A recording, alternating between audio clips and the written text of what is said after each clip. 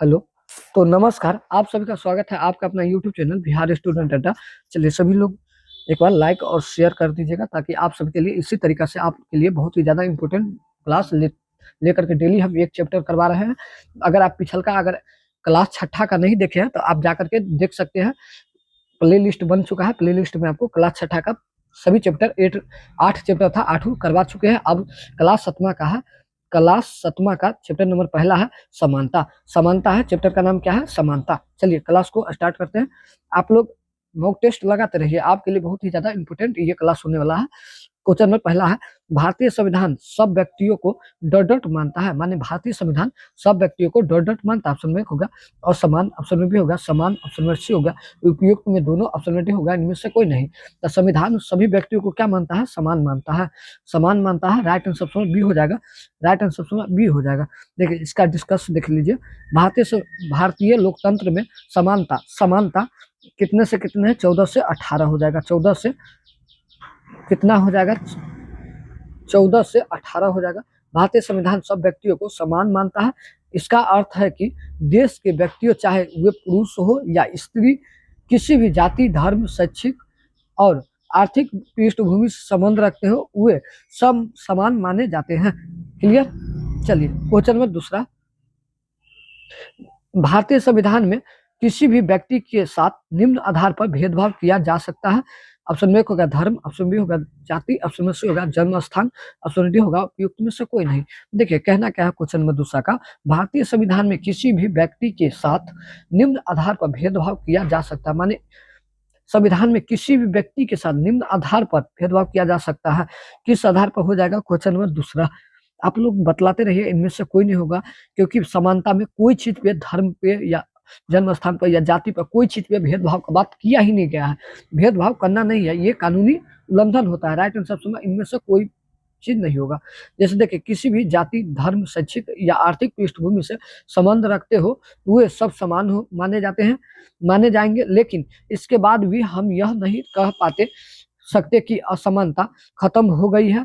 यह खत्म नहीं हुई है, लेकिन यह भी कम से कम भारतीय संविधान में सब व्यक्तियों की समानता के सिद्धांत को मान्य किया गया है। जहां पहले भेदभाव और दुर्व्यवहार से लोगों की रक्षा करने के लिए कोई न्यून नहीं था, अब उनके कानून लोगों के समान तथा उनके साथ समानता के व्यवहार को सुनिश्चित करने के लिए मौजूद है। क्लियर? ये सब सुनते रहिएगा, क्वेश्चन बनाते रहिए, सबसे बेस्ट है। आप एनसीईआरटी पढ़ने का यही एक मौका था। चलिए एक बार लाइक कर दीजिएगा, सभी लोग लाइक कर दीजिए। एक एक बार लाइक कर दीजिए सभी लोग। लाइक, अगर चैनल पे पहली बार आए तो चैनल को सब्सक्राइब कर लीजिए ताकि हमारा ये क्लास डेली आपके पास नोटिफिकेशन आपका चला जाए। चलिए क्वेश्चन तीसरा, समानता को स्थापित करने के लिए संविधान में निम्न में से कौन प्रावधान नहीं किया गया है? माने समानता को स्थापित करने के लिए संविधान में निम्न में से कौन सा प्रावधान नहीं किया गया? ऑप्शन में होगा कानून की दृष्टि में हर व्यक्ति समान है। इसका तात्पर्य हर व्यक्ति को देश के राष्ट्रपति से लेकर क्रांता जैसी घरेलू काम की नौकरी करने वाली महिला तक सभी को एक ही जैसा कानून का पालन करना है। बी हो गया, हर व्यक्ति सार्वजनिक स्थान पर जा सकता है जिसमें खेल के मैदान हो, होटल, दुकान और बाजार आदि सम्मिलित है। ऑप्शन सी हो गया, सब लोग सार्वजनिक कुएं, सड़कों और नहाने के घाटों पर उपयोग नहीं कर सकता है, प्रयोग करने के लिए विशेष लोग की अनुमति लेनी होती है। डी हो गया, अस्पृश्यता यानी छुआछूत का पूर्ण रूप से उन्मूलन कर दिया गया है। चलिए बतला, इनमें से कौन सा समानता को स्थापित करने के लिए संविधान में निम्न में से कौन सा प्रावधान नहीं किया गया है? राइट आंसर क्या हो जाएगा? तीसरा का राइट आंसर सी हो जाएगा। तो वो तो सबको पता है कि कोई भी, देखिए यहाँ क्या कर रहा है, सब लोगों को सार्वजनिक कुओं, सड़कों और नहाने के घाटों का उपयोग नहीं कर सकता। इसके लिए क्या होगा? विशेष लोग से कह रहा है कि परमिशन लेने के बाद। अरे बुर्बक है, कोई भी तरीका से आपको कोई जरूरी भेदभाव का बात ही नहीं, सबके लिए समान है। तो राइट आंसर क्या हो जाएगा? ऑप्शन सी हो जाएगा। देखिए, समानता को स्थापित करने के लिए संविधान में कौन जो प्रावधान है उनमें से कुछ निम्नलिखित है। प्रथम, कानून की दृष्टि से हर व्यक्ति समान है। इसका तात्पर्य यह है कि हर व्यक्ति को देश के राष्ट्रपति से लेकर जैसे घरेलू काम की नौकरी करने वाली महिलाओं तक सभी को एक जैसी कानून का पालन करना है। दूसरा, किसी कांता भी व्यक्ति के साथ उसके धर्म, जाति और वंश, जन्म स्थान इनकार कर देता है। वह मानता है कि उसके काम की भी गरिमा है और उसे उसका भुगतान आदर के साथ किया जाना चाहिए और उसके स्त्री या होने होने पुरुष होने के आधार पर भेदभाव नहीं किया जा सकता। तीसरा, हर व्यक्ति सार्वजनिक स्थानों पर जा सकता है जिसमें खेल मैदान, होटल, दुकान, बाजार आदि सम्मिलित है, जब सब लोग सार्वजनिक सड़कों, नहाने के घाटों का उपयोग कर सकते हैं। चौथा, अस्पृश्यता का उन्मूलन कर दिया गया है। क्लियर। चलिए क्वेश्चन नंबर चौथा, शासन ने संविधान द्वारा मान्य किए गए समानता के अधिकार को निम्न में से किस तरह से लागू किया है? ऑप्शन एक होगा कानून के द्वारा, ऑप्शन बी होगा सरकार की योजनाओं व कार्यक्रमों द्वारा सुविधाहीन समाजों की मदद के, ऑप्शन डी होगा उपयुक्त में दोनों, ऑप्शन डी होगा इनमें से कोई नहीं। चलिए क्वेश्चन चौथा का राइट आंसर बताइए क्या हो जाएगा? 4 का राइट आंसर क्या हो जाएगा? ऑप्शन नंबर दोनों सही हो जाएगा। शासन में संविधान द्वारा मान्य किए गए समानता के अधिकार को निम्न में से किस तरह से लागू किया गया है? तो कानून के द्वारा भी और सरकार द्वारा योजनाओं व कार्यक्रमों द्वारा सुविधाहीन समाजों की मदद करके। देखिए, शासन संविधान द्वारा मान्य किए गए हैं समानता के अधिकार को 2 तरह से लागू किया है। पहला कानून के द्वारा, दूसरा सरकार की योजनाओं व कार्यक्रमों द्वारा सुविधाहीन समाजों की मदद करके। क्लियर। चलिए क्वेश्चन 5वां, देश भर में मध्याह्न भोजन प्रारंभ करने के लिए निम्नलिखित में से कौन सा कथन सत्य है? माने कि मिड डे मील प्रारंभ करने का कौन सा कथन सत्य है? सुनने को कई बच्चे खाली पेट स्कूल आते हैं और उनका मन इस वजह से पढ़ाई में नहीं लगता है। ऑप्शन बी हो गया, हाँ कह रहा है, ऑप्शन नंबर पहला का है कि कुछ बच्चे स्कूल में खाली पेट आते हैं इसलिए उसको मन नहीं लगता पढ़ाई में। दूसरा बी हो गया, बहुत बच्चे स्कूल की आधी छुट्टी में भोजन करने जाते हैं और बाद में वापस नहीं आते, एकदम सही बात है। तीसरा हो गया, बच्चों को भोजन तो मिलता है, उनके बीच की सामाजिक दूरियां को भी कम करने का प्रयास करने मध्य से किया जाता है। ऑप्शन डी होगा उपयुक्त में सभी। मैंने क्या हो जाएगा? राइट आंसर सी हो जाएगा। Right answer D, sorry C करे, डी हो जाएगा। राइट आंसर सभी सही हो जाएगा। मिड डे मील का इसमें क्या क्या लाभ हो? कई बच्चों को खाली पेट आता है, भोजन नहीं मिलता विद्यालय में, तब भोजन पर ध्यान रहता है। भाई पेट पहले पेट में दाना रहेगा तभी तो पढ़ाई में मन लगेगा। भी देखिए, बहुत बच्चे स्कूल की आधी छुट्टी में भोजन करने जाते हैं तो बाद में नहीं आते। टिफिन जब होता है, बच्चा खाना खाने जाता है तो घर ही रह जाता, वापस नहीं आता। बच्चों को भोजन तो मिलती है, उसके बीच की सामाजिक दूरिया को भी कम करता है। ठीक है, देखिए इस दिशा में सरकार द्वारा उठाया गया एक कदम मध्याह्न भोजन की व्यवस्था। इस कार्यक्रम के अंतर्गत सभी सरकारी प्राथमिक स्कूलों के बच्चों को दोपहर का भोजन स्कूल द्वारा दिया जाता है। यह भोजन भारत में सर्वप्रथम तमिलनाडु राज्य में प्रारंभ की गई थी। अगर पूछ देगा कि मिड डे मील सर्वप्रथम भारत में कहाँ लागू हुआ था, तो तमिलनाडु राज्य में लागू किया गया था। कब? 2001 में। उच्चतम न्यायालय ने सभी राज्यों सरकारों को अपने स्कूलों में 6 माह के अंदर आरंभ करने का निर्देश दिए। इस कार्यक्रम के काफी सकारात्मक प्रभाव हुए। उदाहरण के लिए दोपहर का भोजन मिलने के कारण गरीब बच्चे अधिक संख्या में स्कूल में प्रवेश लेना और नियमित स्कूल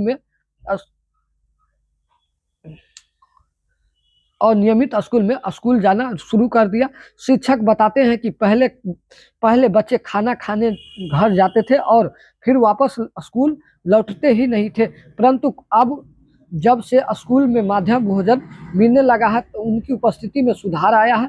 वे माताएं जिन्हें पहले अपना काम छोड़कर दोपहर को बच्चों को खाना खिलाने पर आना पड़ता था, अब उन्हें ऐसा नहीं करना पड़ता। एक मिनट रुक जाइए। इस कार्यक्रम के जातिगत पूर्वाग्रहों को कम करने में भी सहायता मिली है। क्लियर। चलिए क्वेश्चन में 6ठा, मध्याह्न भोजन योजना भारत के किस राज्य में सर्वप्रथम लागू किया गया? मध्याह्न भोजन योजना, अरे भाई काहे इतना बेचैन हो रहे हो? क्वेश्चन 6ठा, मध्याह्न भोजन योजना भारत के किस राज्य में सर्वप्रथम लागू किया गया? बिहार, तमिलनाडु, केरल और आंध्र प्रदेश। अभी जस्ट बतलाया किस राज्य में मिड डे मील सर्वप्रथम 2001 में लागू हुआ था। 2001 में कहाँ लागू हुआ था? तमिलनाडु में। कहाँ हुआ था? तमिलनाडु में 2001 में लागू हुआ था। अभी जस्ट पढ़े थे कहाँ हुआ? 2001 में कहाँ हुआ था? तमिलनाडु में लागू हुआ था। अभी जस्ट पढ़े हैं तो उतना हम नहीं पढ़ेंगे। चलिए क्वेश्चन में 7वां, कितने ईस्वी में उच्चतम न्यायालय ने सभी राज्य सरकारों को मध्याह्न भोजन की व्यवस्था अपनाने अपने स्कूलों में 6 माह के अंदर आरंभ करने का निर्देश दिया।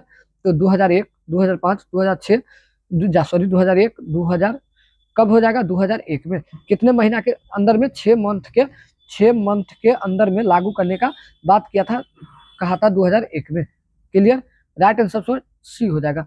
इस दिशा में सरकार द्वारा उठाया गया कदम मध्याह्न भोजन की व्यवस्था का कार्यक्रम के अंतर्गत सरकारी प्राथमिक स्कूलों के बच्चों को दोपहर का भोजन स्कूल द्वारा दिया जाता है।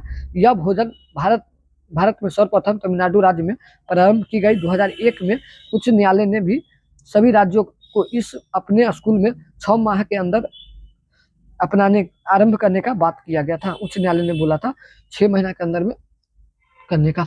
चलिए ठीक है, क्वेश्चन नंबर 8, मध्याह्न भोजन योजना का निम्नलिखित में से कौन सा सकारात्मक प्रभाव हुआ? ऑप्शन का दोपहर का भोजन मिलने का कारण गरीब बच्चों ने अधिकांश संख्या में स्कूल प्रवेश लेना शुरू किया। बी हो गया, इसी योजना के चलते बच्चों में नियमित रूप से स्कूल जाना शुरू कर दिया। ऑप्शन डी उपयुक्त में दोनों, ऑप्शन में डी होगा इनमें से कोई नहीं।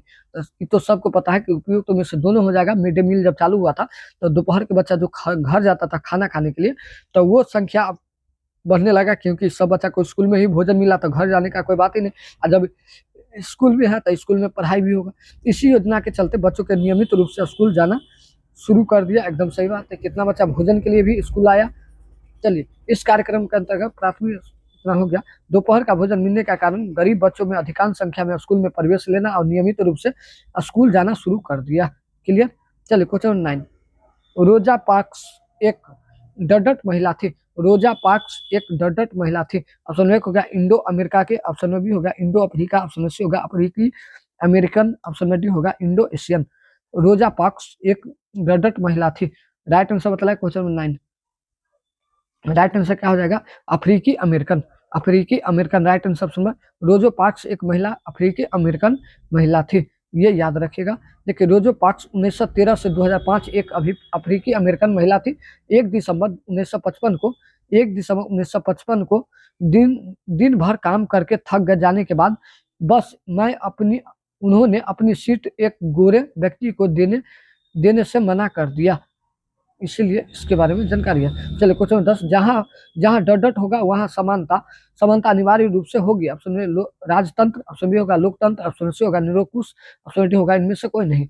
यानी कि जहां डडट होगा वह समानता अनिवार्य रूप से होगा। क्वेश्चन में 10 का राइट आंसर क्या हो जाएगा? लोकतंत्र जहां रहेगा, भारत कैसा है? लोकतंत्र देश है, तो जहां लोकतंत्र होगा वहां समानता अनिवार्य रूप से होगा। देखिए, शायद आप सोच रहे होंगे कि भारतीय लोकतंत्र में ही ऐसा है जहां असमानता का अस्तित्व है और जहां समानता के लिए संघर्ष जारी है। सच तो यह है कि संसार के अधिकांश लोकतंत्रीय देश में समानता के मुद्दे पर विशेष रूप से संघर्ष हो रहे हैं। उदाहरण के लिए संयुक्त राष्ट्र राज्य अमेरिका और में अफ्रीकी अमेरिकन लोग उनके पूर्वज गुलाम थे और अफ्रीका से लाए गए थे।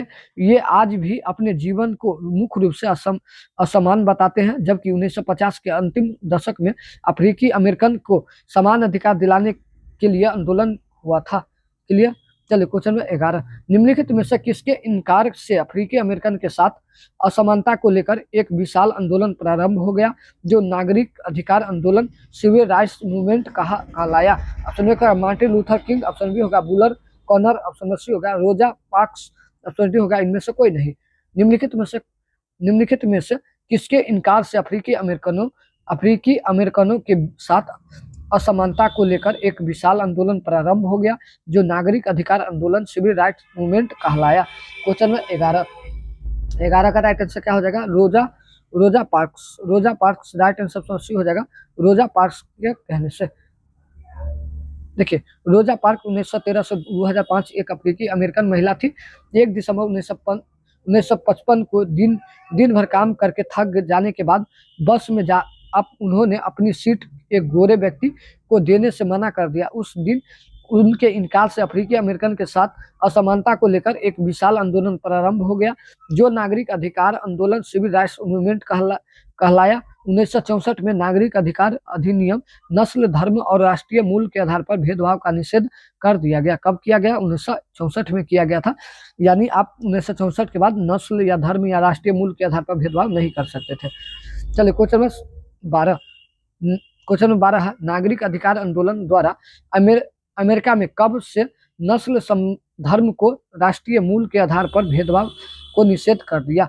नागरिक अधिकार आंदोलन द्वारा अमेरिका में कब से नस्ल, धर्म और राष्ट्रीय मूल के आधार पर भेदभाव को निषेध कर दिया गया? अभी जस्ट बताओ 1964। 12 का राइट आंसर क्या हो जाएगा? ऑप्शन सी 1964 को अभी जस्ट बतलाया कि आप कोई भी नस्ल के हिसाब से, धर्म के हिसाब से, राष्ट्रीय मूल के आधार से आप भेदभाव नहीं कर सकते। इससे निषेध माने बंद कर दे 1964, जस्ट बतलाया है। 1964 नागरिक अधिकार नस्ल, धर्म, राष्ट्रीय मूल के आधार पर भेदभाव निषेध कर दिया। चलिए क्वेश्चन 13, सार्वभौमिक वयस्क मताधिकार से क्या तात्पर्य है? ऑप्शन 1 हो गया, जब लोकतंत्र में केवल 18 वर्ष के नागरिक को वोट देने का अधिकार होता है। ऑप्शन बी होगा, जब लोकतंत्र में 18 वर्ष के उससे अधिक आयु के नागरिकों को वोट देने का अधिकार होता है। ऑप्शन देखिए, सार्वभौमिक वयस्कता मताधिकार से क्या तात्पर्य है? तो ऑप्शन ए, जब लोकतंत्र में केवल 18 वर्ष के नागरिक को वोट देने का अधिकार है। नहीं, केवल 18 वर्ष का व्यक्ति नहीं। 13 का एक गलत है, 13 का एक गलत है। देखिए बी, देखिए जब लोकतंत्र में 18 वर्ष से उससे अधिक, 18 वर्ष से माने 18 प्लस से अधिक आयु के नागरिकों को वोट देने का अधिकार है। जी, देने का अधिकार है। बी राइट आंसर हो जाएगा। बाकी हम इधर नहीं पढ़ेंगे क्योंकि सी देखिए, जब लोकतंत्र में केवल 18 वर्ष से कम आयु कैसे हो जाएगा? डी है, उपयुक्त में से कोई नहीं। राइट आंसर ऑप्शन में क्या हो जाएगा? बी राइट आंसर हो जाएगा। देखिए इसका अर्थ है कि सभी वयस्क 18 वर्ष से इससे अधिक आयु के नागरिक को वोट देने का अधिकार है, चाहे उनके सामाजिक या आर्थिक पृष्ठभूमि कुछ भी हो। मगर अगर आपका 18 से ऊपर हो गया तो आप वोट दे सकते हैं। क्वेश्चन 14, 1950 ईस्वी में समानता के अधिकार किस देश में हुई संघर्ष को नागरिक अधिकार आंदोलन, सिविल राइट्स मूवमेंट के नाम से जानते हैं? ऑप्शन ए होगा फ्रांस, ऑप्शन बी होगा ब्रिटेन, ऑप्शन सी होगा अमेरिका, ऑप्शन डी होगा अफ्रीका। मैंने 1950 में समानता के लिए किस देश में हुई संघर्ष को नागरिक अधिकार आंदोलन, सिविल राइट्स मूवमेंट के नाम से जाना जाता है? क्वेश्चन नंबर 14 का अमेरिका में हुआ था। कहाँ हुआ था? अमेरिका में हुआ था। क्लियर, अमेरिका में हुआ था। नागरिक अधिकार आंदोलन का एक आंदोलन जो संयुक्त राज्य अमेरिका 1950 के दशक के अंत में प्रारंभ हुआ और जिसमें अफ्रीकी अमेरिकन लोगों के ने नस्लगत भेदभाव को समाप्त करने और समान अधिकार की मांग की। क्लियर। चलिए क्वेश्चन 15, देश की जनता व सरकार द्वारा पालन किए जाने वाले नियमों और अधिनियमों को निम्नलिखित में से किस में निरूपित किया जाता है? ऑप्शन 1 होगा ग्रंथ, ऑप्शन बी होगा संविधान, ऑप्शन सी होगा दस्तावेज, ऑप्शन डी होगा नियमावली पुस्तक। चलिए क्वेश्चन 15 का राइट आंसर, देश की जनता व सरकार द्वारा पालन किए जाने वाले नियमों और अधिकारों को निम्नलिखित में से किस में निरूपित किया जाता है? क्वेश्चन नंबर 15 का राइट आंसर क्या हो जाएगा? ऑप्शन में संविधान। संविधान के द्वारा राइट आंसर बी हो जाएगा। देखिए संविधान यह दस्तावेज है जिसमें देश की जनता व सरकार द्वारा पालन किए जाने वाले नियमों और अधिनियमों से को निरूपित किया गया है। क्लियर। चलिए आप चैप्टर नंबर 1 खत्म हो गया। क्लास छठा का चैप्टर नंबर 1 खत्म हो गया। अब चैप्टर होगा 2, स्वास्थ्य में सरकार की भूमिका। स्वास्थ्य में सरकार की भूमिका कैसा है, ये इसके बारे में कब पढ़ेंगे? चैप्टर नंबर 2 में। तो अभी के लिए जुड़ने के लिए बहुत बहुत धन्यवाद। इसी तरीके अगर पहला बार आए तो वीडियो को लाइक कर दीजिए ताकि आपको लाइक से हमको मोटिवेशन मिले, ताकि आपके लिए हम और भी इसी तरीके से डेली चैप्टर आपको अच्छा से करवाने का प्रयास करेंगे। और अगर 4 PM में साइंस, हिस्ट्री और ज्योग्राफी का लाइव क्लास होता है, उसमें भी जुड़ने का कोशिश कीजिए। तो मिलते हैं अगले क्लास में। अभी के लिए बहुत बहुत धन्यवाद। जय हिंद, जय भारत।